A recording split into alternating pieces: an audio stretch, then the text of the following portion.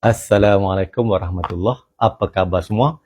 Saya nak tunjuk cara-cara untuk menggunakan steroid nasal spray. Jadi contoh yang saya nak tunjuk hari ini ialah Elonite. So dia ada steroid, tapi jangan risau, dia tak berbahaya sebab dia hanya bertindak ke dalam hidung saja.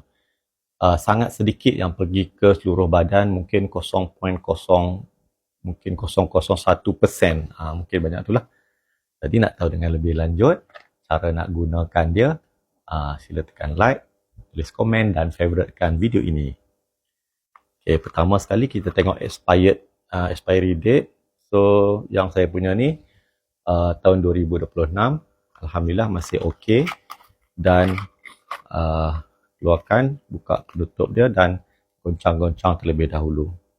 Mula-mula kita goncangkan spray ni, Elonite nasal spray. Mula-mula kalau first time pakai, kena primekan dia, iaitu kita picit beberapa kali sampai ada macam mist, dia punya semburan dia elok. Okay, tak payah sedut, just masukkan dalam hidung dan spray saja. 2, 1, 2, belah kiri, 1, 2. Kemudian sujud macam sembahyang selama beberapa minit lah, setakat mana tahan.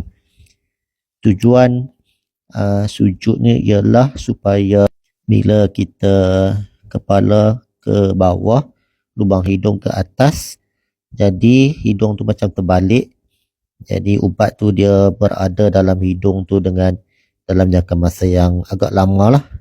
Kalau kita tak sujud, so ubat tu dia akan meleleh ke depan kat mulut ataupun dia pergi ke belakang hidung dan ke kerongkong. Jadi rugilah sebab kita nak ubat tu dia berada di dalam hidung.